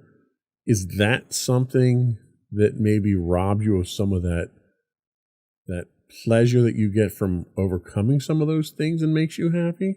I honestly wouldn't really say that. Being honest, I found that, like, there are other things that give me a lot more gratification than something from school, even if, like, I did something that I didn't think I could do, because, you know, I tend to normally do that kind of stuff, yet I still psych myself out. The fact that not having to worry about school is more something that's going to make me happier than having school, really. Okay, well that makes sense. If you were unhappy because you didn't have school, I'd really be worried at that point. Yeah. So what do you think you need to do at this point? Do you have a vision of what you need to do to get to that happy place? Like if you want to draw a line in the sand and say by Sunday I want to be happy, what would it take to get you happy? I don't know, spending time on stuff that I'd enjoy, like art or playing Rock Band or just doing, you know, some kind of small things that I normally get gratification for. Is the fact that I'm making everybody work in a studio this weekend making you unhappy? Not really. I mean, I'm kind of interested in taking all the tiles down because it's kind of one of those things where it's like... The thing is, I can find enjoyment in, like, cleaning in some way or another. Like, I don't like the prospect of having to do it. It takes me like a while to even get up and decide to do it, but then when I do it, I can get into a rhythm, and like doing something like unpinning all the tiles, that sounds like it's something that when I have the energy for it and, you know, actually do it, I won't be too bad with it. Okay, fair point. So we're going to take our first break here, and we come back. We're going to talk about what some of the ingredients for a happy life are. We'll be right back. Alrighty.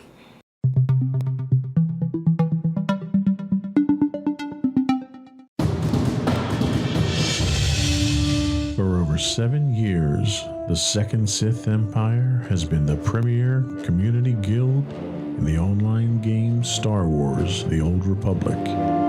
With hundreds of friendly and helpful active members, a weekly schedule of nightly events, annual guild meet and greets, and an active community both on the web and on Discord.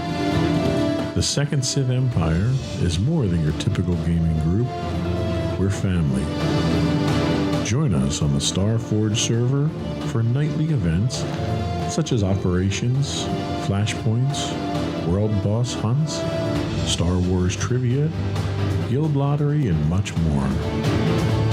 Visit us on the web today at www.thesecondsithempire.com.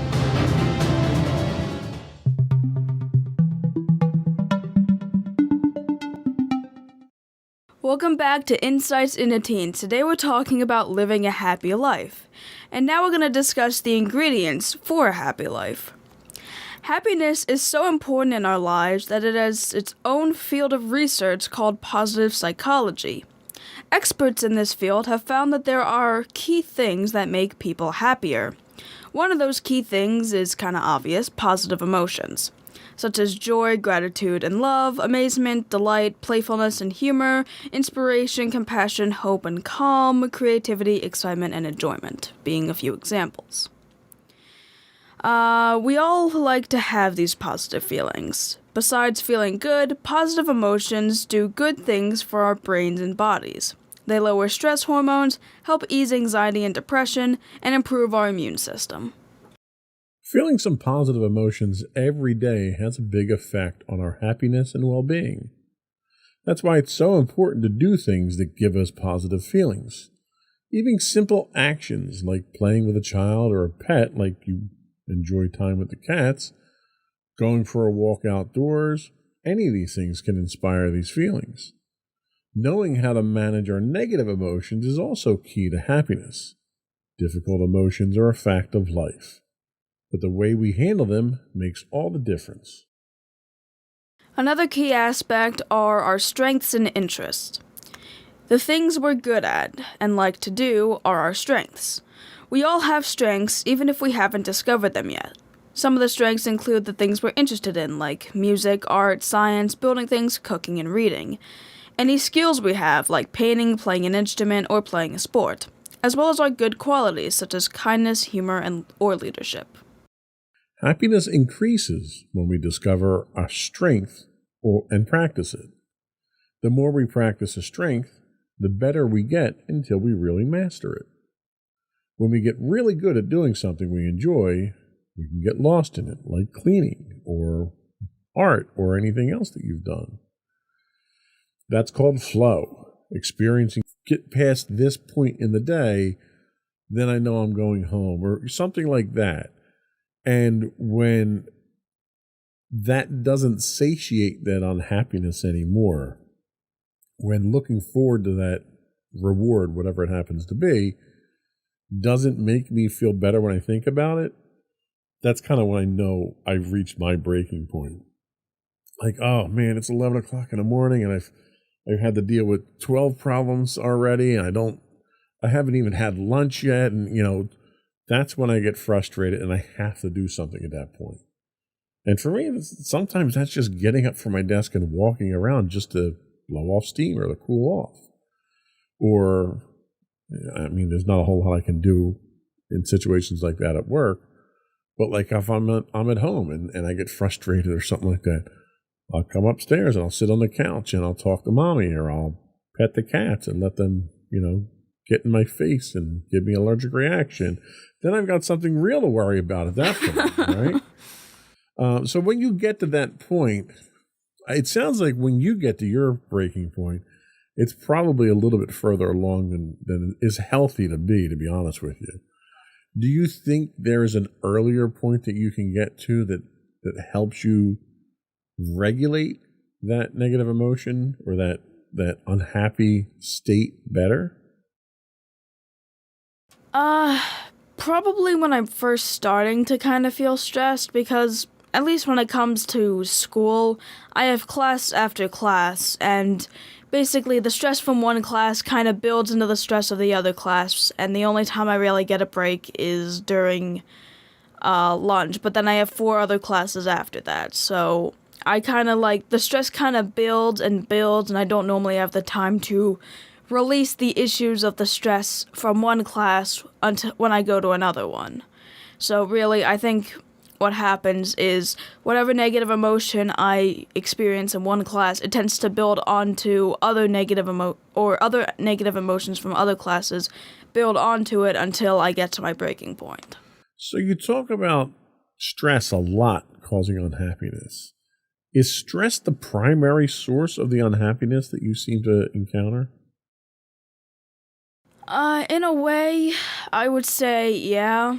While I do think that in, controlled doses, stress can be, a good tool to improve yourself, I tend to be very stressed when it comes to school, to the point it affects, how I feel about a lot of things. And, that stress tends to, influence my emotions in a more negative light than it does a positive one, motivating me to, complete tasks and so forth. Well, that makes sense. Even a diamond can only take so much stress before it crumbles.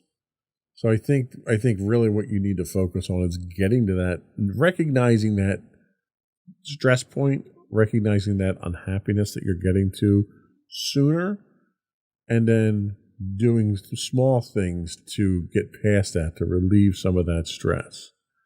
I think that's probably one of the things that we're going to have to work on. What can you do, especially in school? Because just like I'm limited in what I can do for stress relief at work, you're limited in what you can do at school too.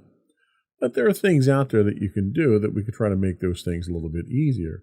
So, if by the end of the day, you're not ready to come home and explode, if, we've used the teapot analogy many times in the past, if you let that stress off slowly throughout the day, by the time you get to the end of the day, it's much more manageable. You come home, you have a support system at home, you've got cats at home that can help you to focus on the calm things in life. You have mommy and daddy that can help with any assignments that you may be running into. So it's really one of those things where we have to find something that you can do.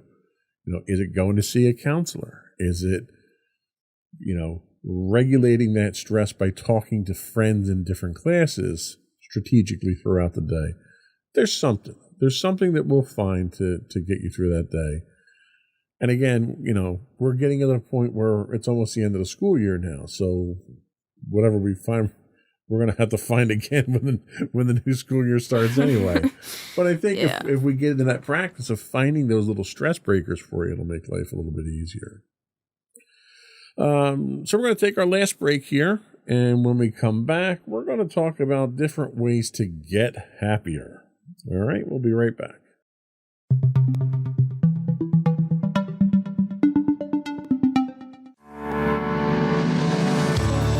Insights into Entertainment, a podcast series taking a deeper look into entertainment and media. Our husband and wife team of pop culture fanatics are exploring all things from music and movies to television and fandom. We'll look at the interesting and obscure entertainment news of the week. We'll talk about theme park and pop culture news. We'll give you the latest and greatest on pop culture conventions. We'll give you a deep dive into Disney, Star Wars, and much more. Check out our video episodes at youtube.com/insightsintothings. Our audio episodes at podcast.insightsintoentertainment.com, or check us out on the web at insightsintothings.com.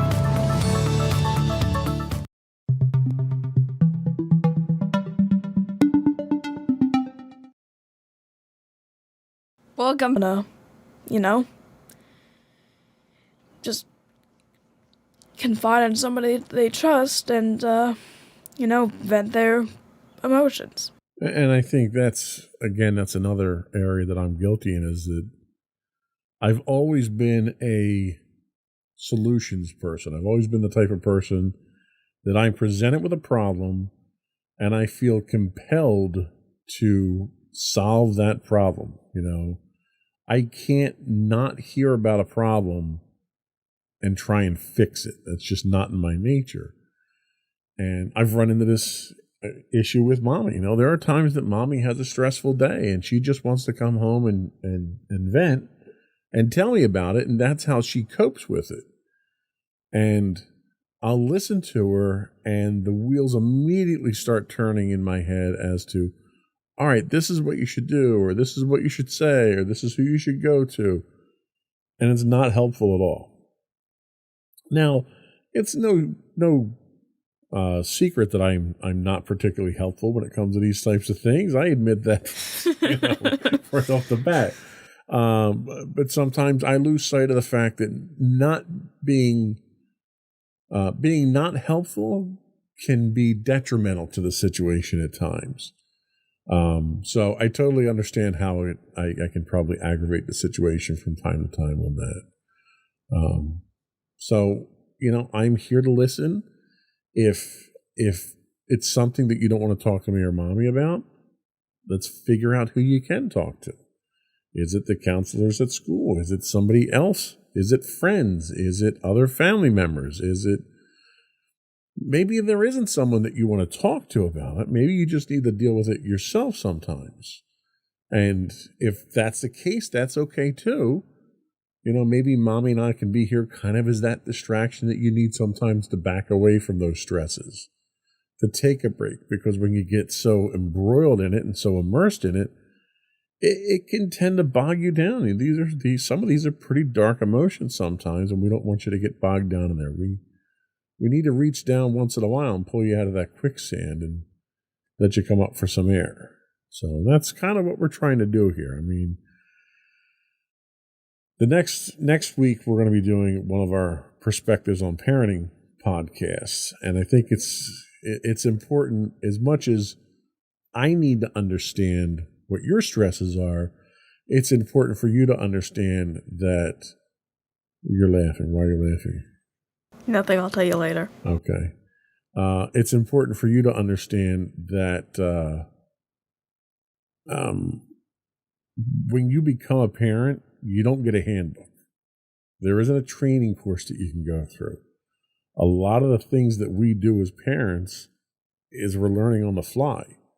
And the only thing we can do is kind of apply what we remember from being a kid to that. And sometimes we get it wrong. You know, I'd like to think we get it right more times than we get it wrong, but sometimes we get it wrong. And sometimes we're just making it up as we go along as best we can. So the important thing is we do it together, right? So did you have any response to that? Did you want to tell me what you were giggling about, or is that an off the air type thing? Yeah, we'll fix it in post. We'll fix it in post, okay. Or we'll talk about it in post or whatever, I don't know. But to what you were saying, yeah, I'm definitely like excited for, you know, another perspectives on parenting. I can't say it. Perspectives on parenting. Say that 5 times fast. That 5 times fast. Anyway, I'm excited for it because I had the idea that, like, while we definitely get the teen's perspective when it comes to, you know, various issues, which normally the teen never really gets a voice when it comes to this kind of stuff, I feel it's also important to have it come from the parents as well. And, you know, because, like, the parents can have very valid concerns for their kids as well, and I don't want to, like, say that the kid's always right or whatever. So, you know, it's important to get both perspectives because, you know, knowing both perspectives is what makes a good relationship. And, you know, I think it's important for all of us to be open and communicative with each other in order to make our relationship work. Okay, I can't argue with that. I think the one closing thing that I want to leave you with, and then we'll come back for your closing thoughts, is the biggest challenge is recognizing unhappiness. Because if you can't recognize it, you're not going to solve it. Sometimes those solutions aren't canned out-of-the-box solutions. Sometimes you got to figure it out as you go along. So the first thing you have to do is recognize that you're unhappy. Recognize there's a problem. And if there's a solution to that problem, you work that solution. If it's something that you just have to get through, then you just get through it. But you get through it with other people. I think that's the important thing, is that you're never in it alone. And hopefully that knowledge will help get through it. So we're going to take just a quick break, come back, and we'll get your closing thoughts. Alrighty.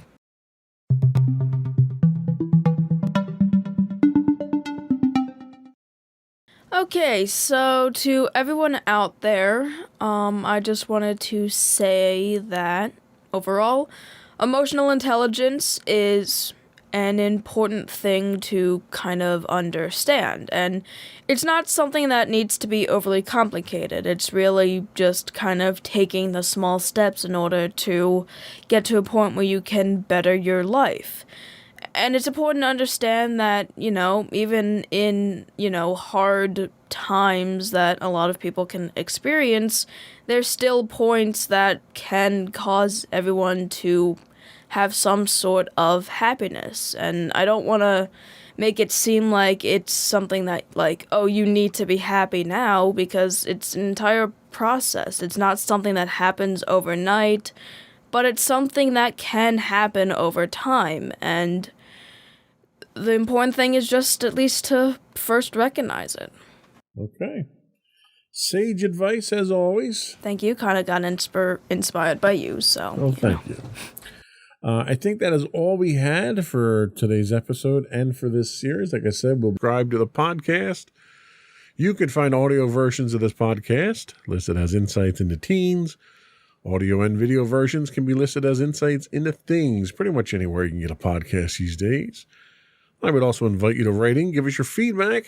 You can email us at comments@insightsintothings.com. You can hit us on Twitter at twitter.com/insights_things, or links to all that and more can be found on our website at www.insightsintothings.com. Are we ready? Yep. Here we go.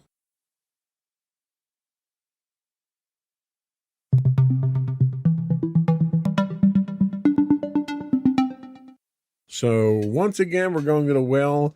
I think we'll get a couple more out of kidshealth.org for the research on this one because they were such a great source. They tell us that emotions influence every decision and action we take in life. The complexity of emotions varies depending on the person, circumstances, and environment. The ability to accurately read the emotions of others is a key component to our ability to empathize with others and what triggers compassion in us. In order to understand emotions, it's important to be able to predict people's feelings, then be able to accurately read those feelings. So how do you predict feelings? So imagine yourself in this situation. A friend asks you to a party. You learn that all the girls in your group were invited except for Paula. How do you think Paula will feel when she finds out? Would she be A, angry, B, sad, C, hurt, D, excluded, E, confused, F, nervous, G, embarrassed, or H, would she just be indifferent? Now, you probably came up with your answer by putting yourself in Paula's shoes and imagining how you'd feel. Most people in this situation will feel some or all emotions A through D, angry, sad, hurt, and excluded. It's not as likely that someone who is left out will feel confused, nervous, embarrassed, or indifferent. Being able to predict how people might feel is a part of emotional intelligence, or EQ for short. It's a skill we can all develop with practice, and one we've talked about over the past few episodes on the podcast. When we understand how other people are likely to feel, it can guide our interactions with them. For example, in the party example above, what if Paula asks, "Are you going to Reagan's party?" Knowing that she wasn't invited probably influences how you respond. You might say, or avoid saying, any of the following. A. Yes, I'm going. Are you? B. Yes, I'm going. I feel awkward telling you. Is it true that she didn't invite you? C. Yes, everyone's going. D. Of course I'm going. It's going to be the best party of the whole year. E. Yes, I'm sorry you weren't invited. I don't think Reagan meant to hurt your feelings. I heard her parents only allowed her to ask a few people. If you didn't know Paula was invited, you might answer with A, C, or D. Because you don't know the full story, though... Wait, did I say that if you didn't know? Because you know the full... You did say you didn't, yeah. Okay, just wanted to be sure. Just read it the way it's written. It's easier that way. Because you know the full story, though, you're more likely to consider Paula's feelings and answer with B or E. Answers C and D are the kinds of things you say when you know for sure the other person has been invited. So the other thing you can do is read body language. Sometimes you get more information about a situation from what a person doesn't say. Part of emotional intelligence is reading the signals people send and not taking them into account. And taking them in. Now you got me all confused. Sorry. Part of emotional intelligence is reading the signals people send and taking them into account. Let's say Paula approaches you looking upset and she asks, "Are you going to Reagan's party on Saturday?" Her emotional signals, her body language and facial expression clue you in that Paula knows she wasn't invited. In that situation, you might still answer with option A, but you're probably more likely to choose B or E. But what if Paula approaches you looking cheerful and says, "Hey, I heard Reagan party." It's much easier, I already, tell you guys how I feel, but even when, I don't want to say anything, you guys can tell, at times. And I feel you and Mommy pretty much do the point, but, I think whenever I do say it's like, "Oh, the day's been fine, I guess," that's, I guess a big, Yeah, we don't like guessing. So your friends, when your friends, and I don't necessarily mean with you, but if you have a friend who's having issues or you feel that they're having issues, do your other friends pick up on it, or do you kind of have to clue them into it being, a bit more empathetic and kind of coach them into how they respond? I've never really had to coach somebody, I think. And most of the time, I kind of just have one-on-ones with some of my friends if I don't think they're feeling great, because I don't really hang around in big groups. If I don't think someone's feeling great, I'll kind of, sit down and talk with them. And most of the time, it's not really with any other of our friends. Okay, that makes sense. Well, I think we kind of have a firm grasp on how we're going to be reading people's emotions here. We're going to take a quick break, and we're going to come back and talk about making sense of people's reactions. We'll be right back.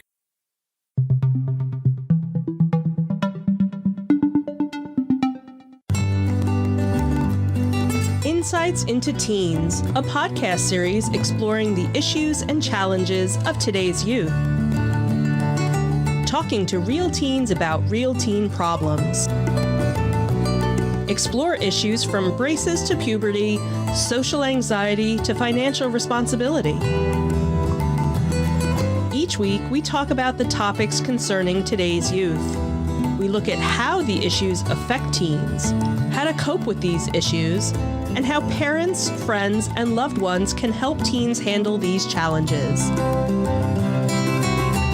Check out our video episodes on youtube.com/insightsintothings. Catch our audio versions on podcast.insightsintoteens.com or on the web at insightsintothings.com.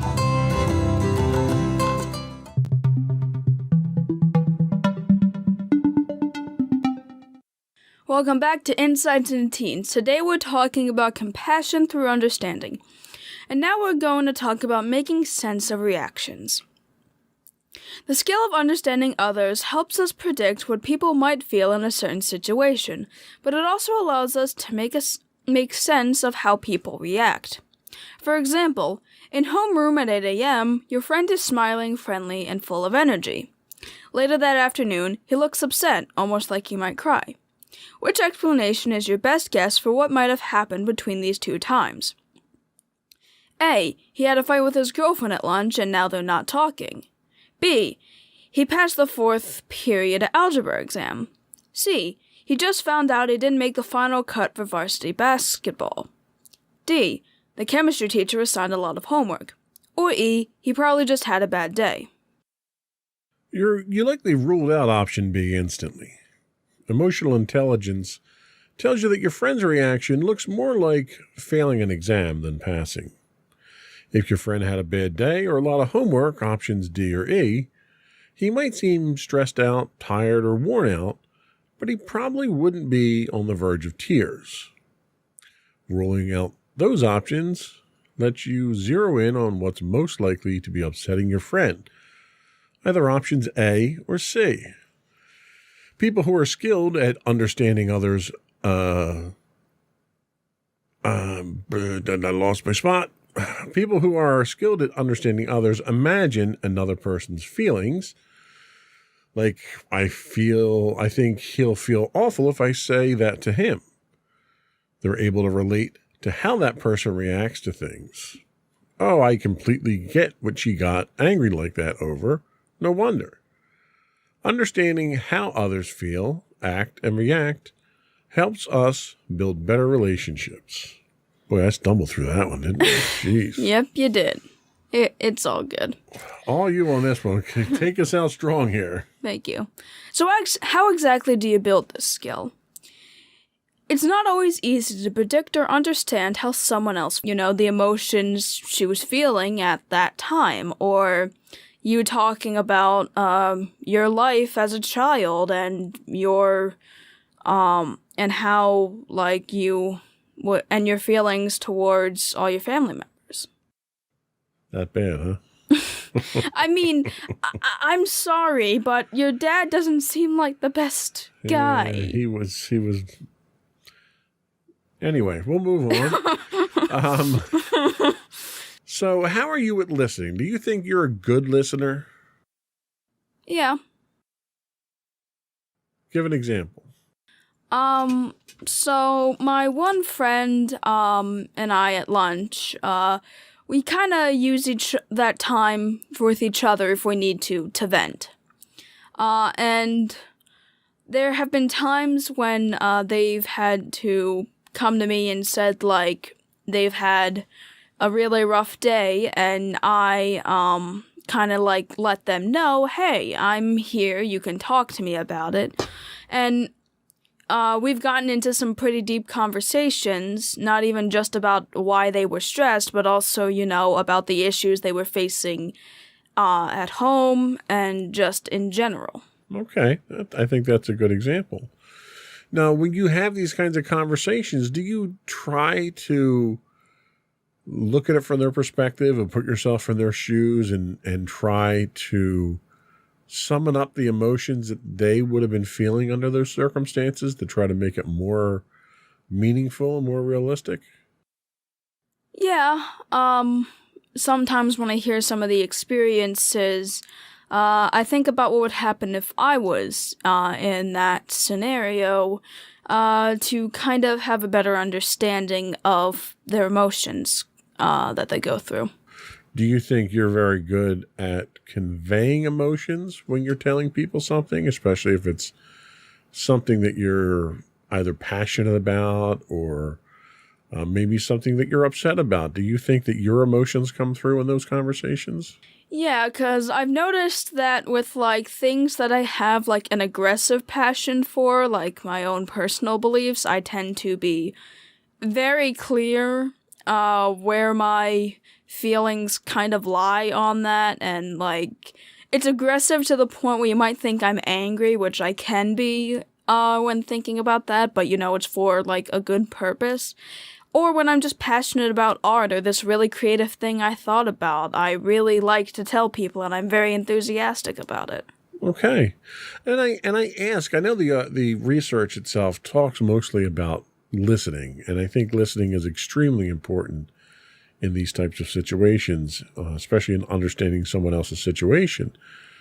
But I think talking and understanding how to express your feelings is as important as being able to read other people's, because if you struggle to express your own feelings and your own thoughts and get your own points across to other people, it's going to be very difficult for you to read other people as well. Yeah, the thing is, I've had moments when I've had a difficult time conveying my emotions, and it's happened a lot throughout the past year where it's like sometimes I don't really know what I'm feeling. All I know is that I really don't feel good. I don't really know what caused it. I don't really know how to stop it. I just really don't know what to do or what anyone else can really do to help me. Yeah, and I think that's really the root of the whole emotional intelligence theme that we've been trying to go over these last 8 episodes or so. It's being able to understand emotions, and one of the first ways to understand them is to be able to label them. If you're feeling something that you never felt before, it takes some reflection. It takes some time for you to analyze it and realize what it is and give it a name. And naming an emotion is really the first step to understanding it. And once you can understand that emotion, then you can recognize it in others. And recognizing those emotions in others allows you to, or it even compels you to be compassionate towards that person. Do you think you're a compassionate person? Yeah,